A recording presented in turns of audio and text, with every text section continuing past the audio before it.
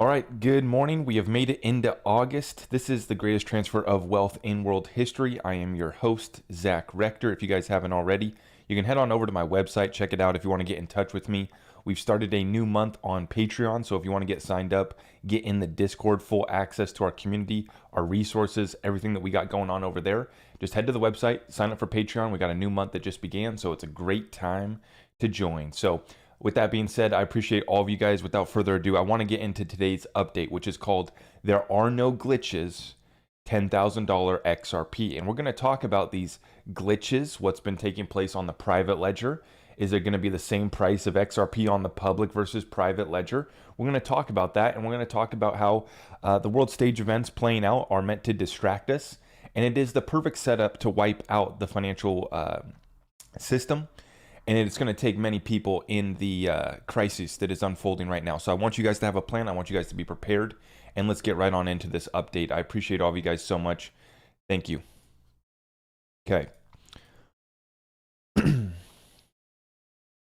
we're going to take a look here at the markets before we get started. Right now, at the time of this recording, we're 7 a.m. here on the West Coast, August 2nd.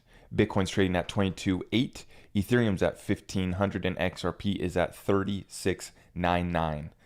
About 37 cents for your XRP if you're looking to get some more. I think it's going to be going lower here in the next week or so. Be ready for that. Okay, let's get right on into it though. Crypto whale. Nancy Pelosi's visit to Taiwan is expected to cost taxpayers over $90 million for security, allocation of U.S. military presence, and more. All this for her to get a private tour of the NVIDIA chip factory after she purchased millions in shares using insider info. Now, I cannot verify that $90 million was spent on Nancy's excursion over here in Asia. Mic nice and solid. Okay, there we go. Yeah, I cannot confirm that number of 90 million, but nonetheless, it is ridiculous. It is all a show. Do not be distracted by these events that play out. Do not be distracted when her plane, when something happens. Don't be distracted by this, guys. This is all a stage. There is no reason for Nancy, whatever she is, whatever she thinks she's doing here, there is no reason for her to be over here other than to stoke the fire, other than to play her role on the world stage. We will not be distracted by her. Continuing on, breaking, Israel to ban cash payments on Monday. That was yesterday. They banned cash payments over $4,400 and over $1,700, depending on what type of payment you're making. So they didn't completely ban all cash payments, but basically anything over $4,400 or over $1,700, depending on what you're spending your money on. Whatever they deem you're allowed to spend your cash on, okay? Electricity prices in Germany have hit new records, and they are now 10 times higher than the 2010 to 2020 average. Many industries simply aren't economically viable with these extreme high input costs. In my opinion, European markets are still in la-la land and not reflecting this. This is from Macro Alpha, and I would have to agree. Most people are still in la-la land. Most people are trying to enjoy the barbecue that they're having right now in the United States, not realizing that this setup is going to wipe out a lot of people, and that's happening in Europe as well. That's happening in Germany right here. We're talking about Germany, electricity prices 10 times higher. Talk about gains. It's ridiculous. So I hope you guys have a plan. Charlie Balello, the last 4 times the spread between new orders and inventories in the ISM manufacturing index was this negative. The US was already in a recession. The 2001, 1990 to 91 and 1981 to 82 recessions never had readings this low. So not only is the data coming out and confirming recession, not only is the data pretty bad, it's some of the worst data that we've seen in history. We've never gotten readings this low on all of these different manufacturing indexes, all these other little indicators and metrics that they are watching, the economists are watching to, tell how the state of the economy is doing right now. They are all horrific. The National Association of Home Builders CEO just said we're heading into a housing recession. Now, most people within the industry are reluctant to say that we're heading into a recession, specifically a housing recession. And I've seen this with the real estate agents as well. Over the last couple of years, they were touting, oh, great investment opportunity, beautiful investment opportunity, getting everybody to become a real estate investor, right as we're heading into the greatest setup in world financial history. So I hope that you have a plan for your real estate strategies as well. Median single-family home prices just experienced the largest 2-month drop in recorded history at 11.9%, nearly a 12% drop. Largest 2-month drop in recorded history, topping even the great financial crisis. So this is what I'm saying. The numbers are worse than the last financial crisis, than the recessions of 80, the recessions that we had in the 80s, the 90s. I mean, you go all the way back. A lot of the data takes us all the way back to the Great Depression, but we're in, a new economy. So some of these indexes, some of these metrics weren't around back then. So that's why they're the worst in recorded history. On a related note, here's the National Association of Home Builders Housing Market Index and the unemployment rate. The labor market has just barely begun to turn over. So what happens is many businesses were trying to hold on. Okay, they were believing that we were going to go through just a temporary dip, a little light recession. Maybe it's not going to be a full-on recession. We're going to change the definition. But businesses were trying to hold on to their employees. They were trying to continue to invest. Maybe they tightened up a little bit, but they were trying to stay afloat. Now that it's been confirmed, now we are starting to get the layoffs. So the layoffs always come after the economic data confirms what's really happening. And we are seeing that take place right now. Amazon shrinks staff by 100,000, joining Netflix and Google in hiring slowdown. So 100,000 people are going to be losing their job at Amazon. And we're already getting the worst economic data in history, some of the metrics. What do you think is going to happen if the layoffs are just now beginning? See, if we continue on here, saving rates continue to evaporate, now at the lowest since August of 2009. So since the great financial crisis of 08-09. Savings rates at 5.1%. What do you think is going to happen when all these people lose their jobs? As we go into the winter, as the inflation crisis gets worse, as the recession deepens, and we're just now beginning the layoffs, and we're already at the lowest savings rate since the last financial crisis. This party's just getting started, guys. We have a long ways to go. I hope you have a program. I hope you have a plan, because even the big guys are losing big time. BlackRock lost the largest amount of money lost by a single firm over a 6-month period. In the first half of this year, it lost 1.7 trillion of clients' money. So we've been talking about central banks taking losses. BlackRock, the average person here can only save 5% of the money that they make. This situation's bad. The situation's bad, and it's going to get a whole heck of a lot worse. And this is why I don't believe that we've bottomed out for crypto. I think that the crypto bros are smoking something good. There's no way. Look at the overall macro picture, but many of them don't understand that. Right here on this channel, we understand all of these sectors, all of these different asset classes, how the overall economy is going to shape cryptocurrency, not what we want to believe in crypto, and we only stick to that narrative. We only stick in that echo chamber, right? We're not going to be doing that here on this channel. We're going to understand and break this down. And if the numbers are ugly and gruesome, I'm going to tell you. And that's what we're seeing right now. 1.7 trillion lost by BlackRock. That's incredible. Now, let's get into the crypto. Speaking of crypto, thank you for tuning in, guys. If you could smash that thumbs up for me, I greatly appreciate that. If you're listening on the podcast, we appreciate the reviews. Thank you so much for supporting the channel. New. This is from Blockworks. Japan's central bank abandons CBDC plan due to a lack of interest from the public. Okay. So initially, a lot of people are against the CBDC. We know about this. A lot of people understand where this is going. They are against it. But like I just covered at the beginning of the show, Israel already is banning cash. Okay. Israel is already banning cash. And so what I'm here to tell you is they're going to bring about a crisis that's going to be so bad that they will either force it or the people will be willing to accept it. Either way. Either way, it's going to be rolled out. Okay. So I think that they are just flirting. They're just flirting with us right now. They're just playing with us, saying that they're abandoning their plans due to a lack of interest. I do not believe that for 1 second. Maybe they're being stalled out, and this gives them justification. They can say, well, we really weren't going to push it until the crisis hits, and then they're forced to roll it out and say, yeah, here you gotta use this CBDC or else. You want your stimulus money? Here it is. You want your UBI check? Here it is. You want your welfare? Here it is. Take it or leave it. Now, this is coming from Yahoo, and there's the same kind of thing going on here. Bitcoin stablecoins, the worst options for cross-border payments, ECB study says. Now, what have we been saying all along here? It doesn't matter if JP Morgan makes some piece of crap coin that's centralized within their walled garden. It doesn't matter if Japan creates a CBDC or any other country creates a CBDC.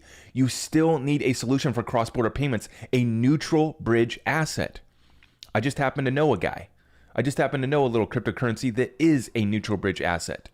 It's as liquid as a G10 currency, ready to be a world reserve currency. What's your crypto doing? Okay. Bitcoin and stablecoins, the worst options for cross-border payments, ECB study says. This is from Yahoo Finance. Digital asset investor shared that this morning. So huge shout out to him. Okay. XRP Darren. Liquidity is being sucked out of the system. This ends with a liquidity crisis, the Fed lowering to 0% and QE with record high CPI. This is the end stage. I agree. 100%. So they are going to push this thing until it goes bust as far as raising interest rates, quantitative tightening, even though they haven't done any quantitative tightening. They haven't started to offload their balance sheet at all at the Federal Reserve. In fact, I think that they're still net buyers right now of treasuries and mortgage-backed securities.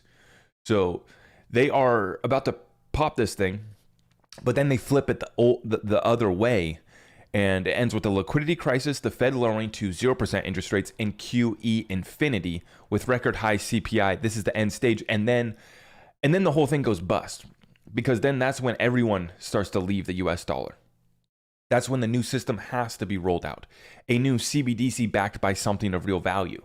A new currency has to take place of the US dollar because they are going to destroy it. They are not willing to do what needs to be done to raise interest rates high enough to kill off demand and to bring us back out of this and to save the US dollar. We are too far gone. And they're like a drug user, right? They will die without doing this. Okay? Either way. It's just a matter of is it going to be a slow death or a quick death, okay? Now, let's get into it. There are no glitches, $10,000 XRP. Let's talk about it, okay? This is from Jack the Rippler. Central banks and institutions are testing XRP with $10,000 per coin. This is his opinion. It's also my opinion as well. I agree. Wait for the flip the switch moment and you will be a multimillionaire. Okay, whatever. Yeah, no, this is just another hype tweet. Okay, whatever. Take it with a grain of salt, you know. Little hype tweets on Twitter always do well, but let's explain this. Let's look a little bit deeper here, okay? How has there been so many glitches with XRP that show XRP trading at 3, 4, and 5 digits, even 6 digits? We've even seen glitches where XRP is trading at over 100 grand, I'm pretty sure. We've seen 50,000, we've seen 10,000. Here's a clip of XRP trading at like 9,000, 10,000 per coin. Now, many people have had this question. Is it going to be the same price on the public ledger versus the private ledger? We're going to get to that one sec. I wanted to cover this. I brought this up in the past and I got to bring it back up again to explain what's happening here. This is from Dinesh D'Souza. He says, there are no glitches. A glitch is an anomaly that demands investigation to see the inputs that produced it. Human beings design these machines with a purpose. Glitches are clues as to what that purpose might be. I would add, glitches are clues as to what is to come. So if they're running XRP at a higher price on the back end for testing CBDCs, testing liquidity pools, whatever they're doing on the back end, these glitches are what would be producing that. It's really the only explanation that can justify what we're seeing.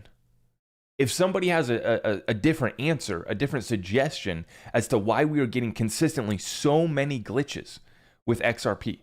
Now, many people don't even know that there's actually a private ledger for XRP, which is why I can't even talk to most of these crypto kids because they're just so far behind, specifically on XRP.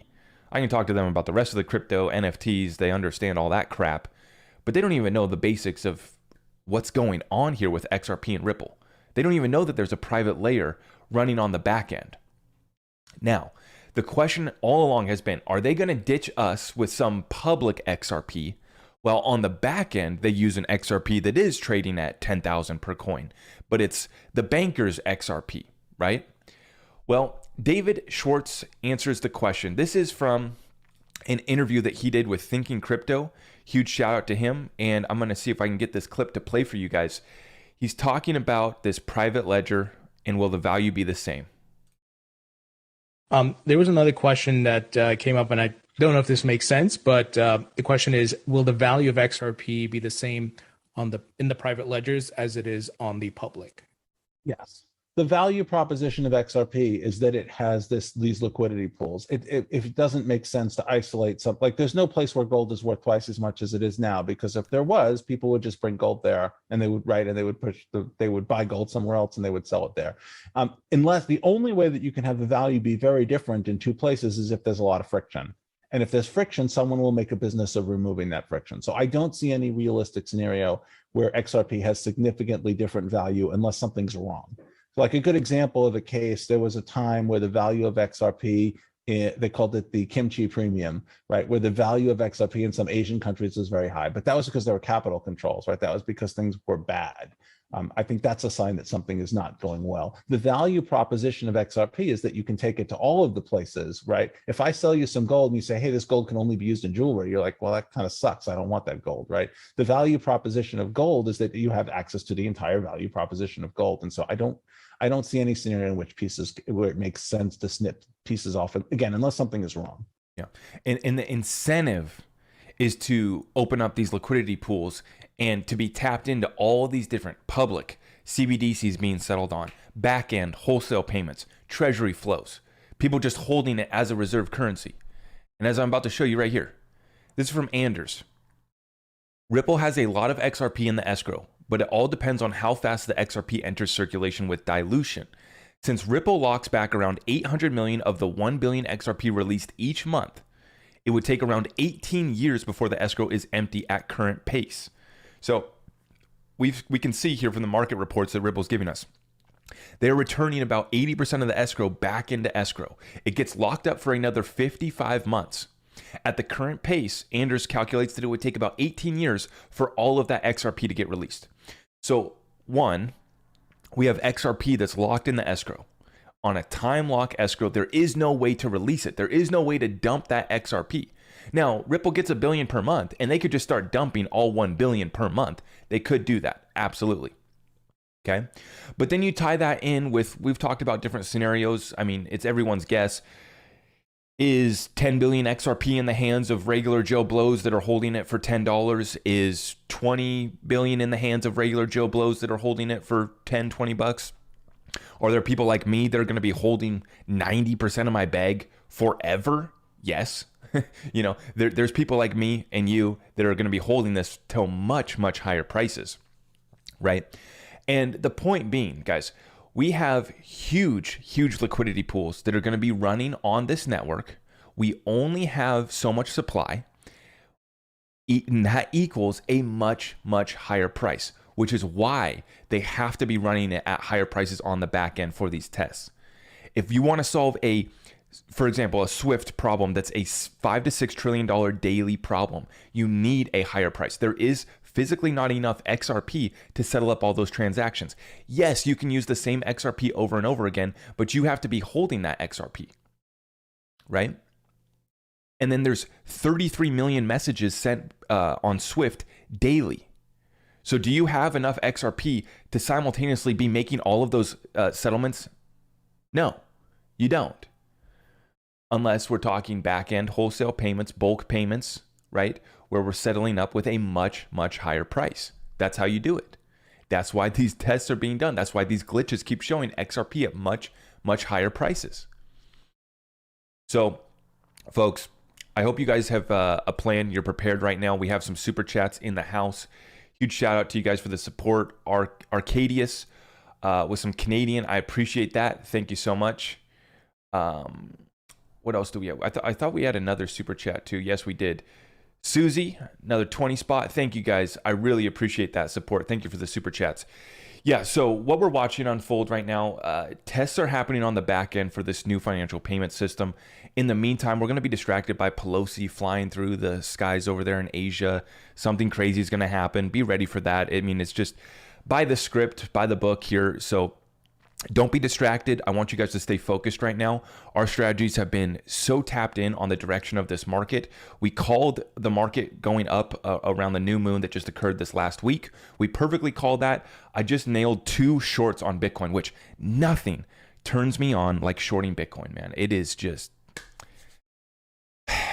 it's a beautiful thing, man. And so we just closed 2 shorts on Bitcoin. One was 25%, one was 20%. I shared all the trades with my Discord group. But that's because we are so spot on with where the direction of this market's heading. I want you guys to be ready over the next couple of weeks. I think we're going back down to the downside. We are about to roll over. I have targets for Bitcoin at about 20,700, give or take. So be ready for that. If you're looking for lower prices, I think they're about to be coming through. Like I said, if you're looking to get tapped into our community and all of our resources and everything that we're doing, our full program, how's your program working out, right? My question that I keep on asking everyone. Well, if you want to see what our program's about, now is a great time to hop in our Patreon Discord group. So head on over to my website, zachrector.com, sign up for Patreon. You'll get access to our Discord. And I think that if you want to join our family of like-minded individuals who are preparing themselves for the greatest transfer of wealth in world history, we would love to have